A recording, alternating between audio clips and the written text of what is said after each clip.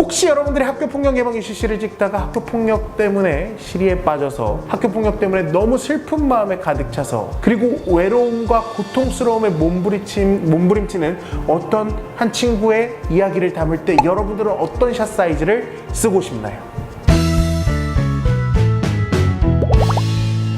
성남 청소년 상담복지센터와 함께하는 어바뉴스 TV.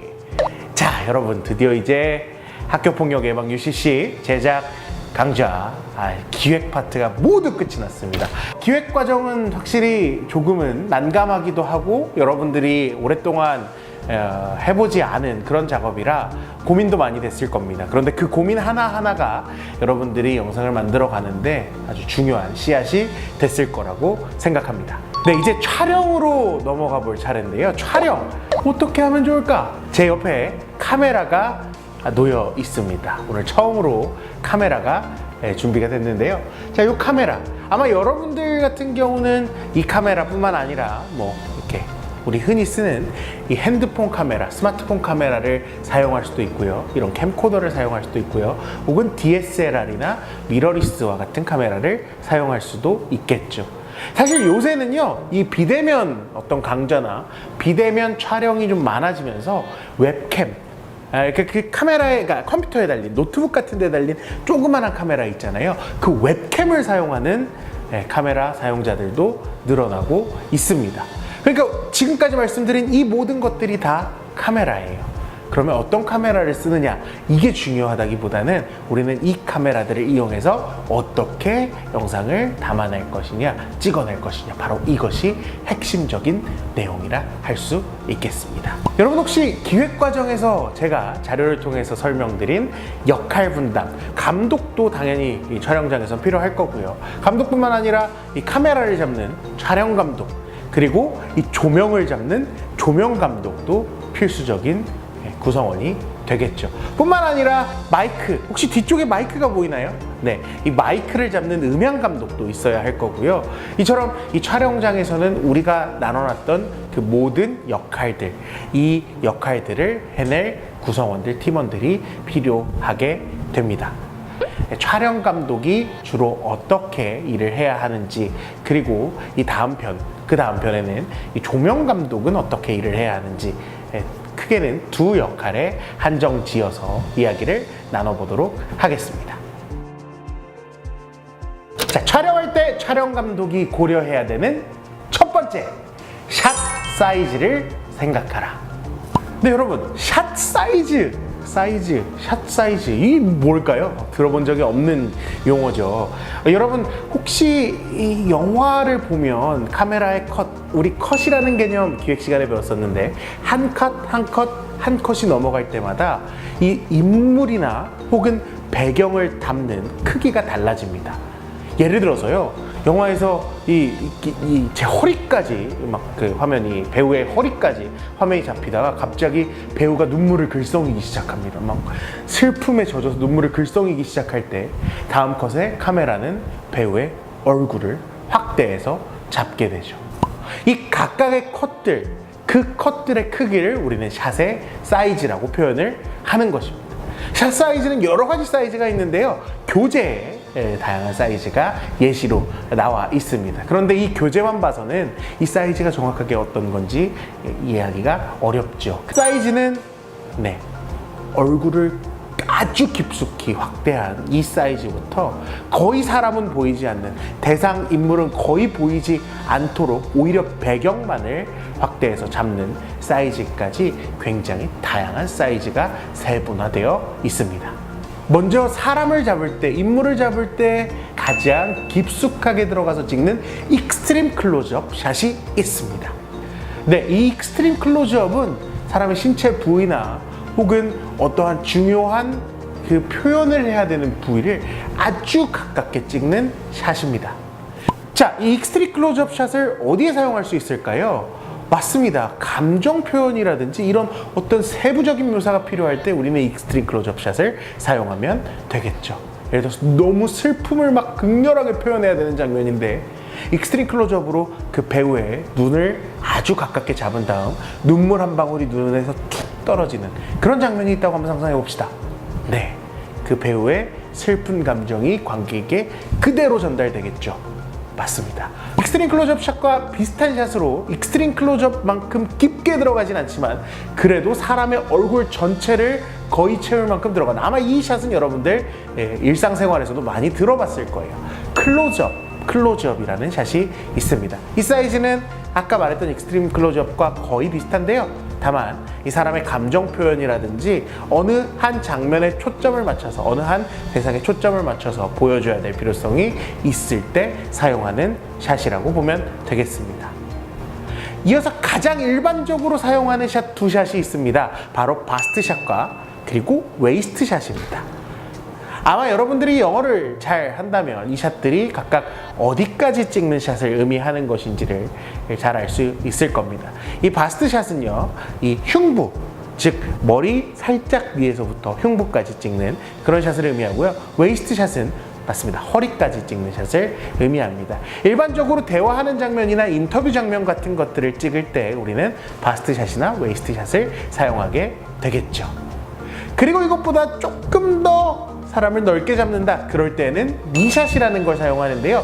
니샷은 사실 일반적으로 사용하는 샷은 아닙니다. 무릎까지 찍는 샷인데요. 바스트 샷, 웨이스트 샷보다 조금 더 많은 부분을 보여줘야 할 때, 예를 들어서 움직임을, 다리의 움직임을 살짝 보여줘야 할 때, 이럴 때 이 니샷을 사용하게 되겠죠. 그리고 그 이외에 사람의 전신, 만약에 대상이 사람이라면 사람의 전신, 대상이 동물이라면 그 동물의 전체, 우리가 풀샷이라고 합니다.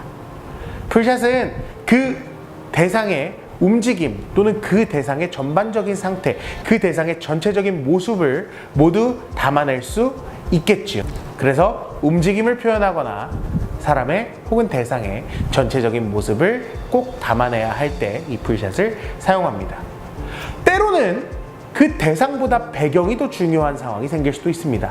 예를 들자면 광활한 대자연 속에 놓여있는 인간이란 나약한 존재라는 걸 표현하고 싶을 때 우리는 인간을 아주 작게 찍어내고 대신에 그 대자연을 크게 화면에 전체적으로 담는 경우가 있을 수 있겠죠. 이때 사용하는 샷을 우리는 롱샷이라고 합니다. 뿐만 아니라 인간을 거의 보이지도 않을 만큼 표현하고 자연 혹은 배경을 더욱더 넓게 표현하는 익스트림 롱샷도 있습니다. 익스트림 클로즈업부터 익스트림 롱샷까지 샷 사이즈를 단계적으로 알아봤습니다. 여러분들은 이 바스트 샷과 웨이스트 샷을 기본으로 해서 때에 따라서는 풀샷, 그리고 여러분들이 어떠한 인간의 소외감 혹은 외로움 이런 감정을 표현하고 싶을 때에는 롱샷, 그리고 때로 그 인물의 감정을 직접적으로 보여주고 싶을 때는 클로즈업과 익스트림 클로즈업 샷을 적절히 섞어가면서 찍어내면 되겠습니다.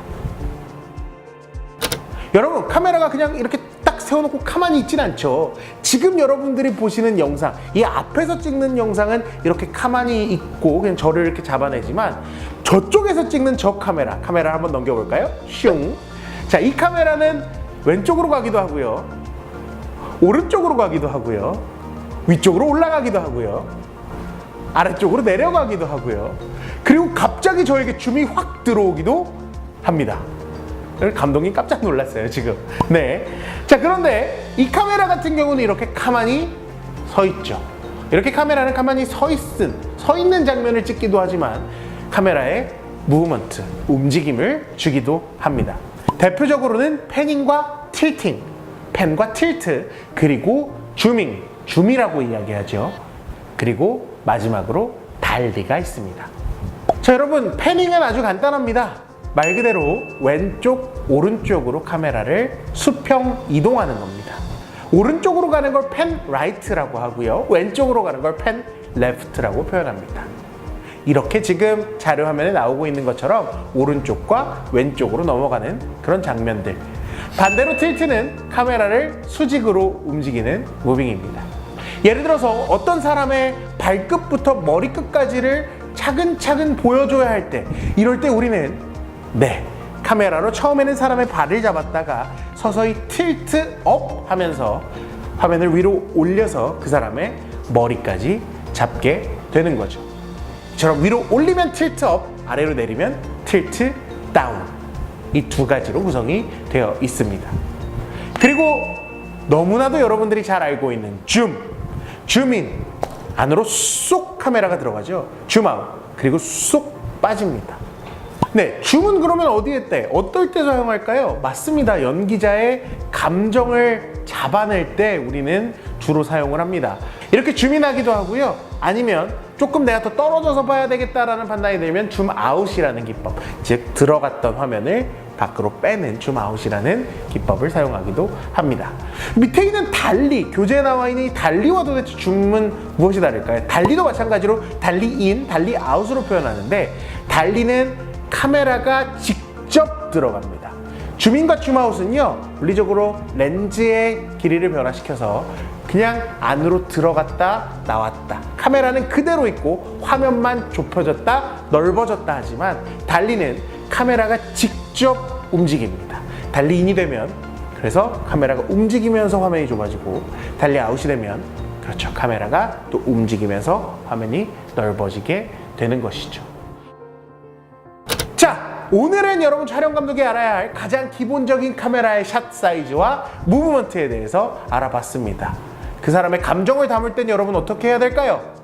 어떤 샷을 써야지, 그리고 어떤 무브먼트를 써야지 그 사람의 감정을 온전하게 담아낼 수 있을까요? 혹시 여러분들이 학교폭력 예방 UCC를 찍다가 학교폭력 때문에 시리에 빠져서, 학교폭력 때문에 너무 슬픈 마음에 가득 차서, 그리고 외로움과 고통스러움에 몸부림치는 어떤 한 친구의 이야기를 담을 때 여러분들은 어떤 샷 사이즈를 쓰고 싶나요? 어떤 샷 사이즈를 쓸지, 그리고 어떤 무브먼트로 내가 기획한 영상을 표현해낼지를 고민해 보시기 바랍니다. 그리고 그대로 한번 담아내 보시길 바랍니다. 다음 시간에는요, 촬영 2회차 시간입니다. 촬영 2회차 시간에는 우리가 카메라 촬영을 하면서 주의해야 될 점은 무엇인지, 우리가 헤드룸 혹은 루킹룸이라고 하는 이 공간 개념에 대해서도 한번 알아보도록 하고요. 이어서 우리가 잡아야 하는 앵글은 무엇인지, 그리고 조명의 역할에 대해서도 잠깐 알아보는 시간 갖도록 하겠습니다. 오늘은 여기까지 하도록 할게요. 잘 가요!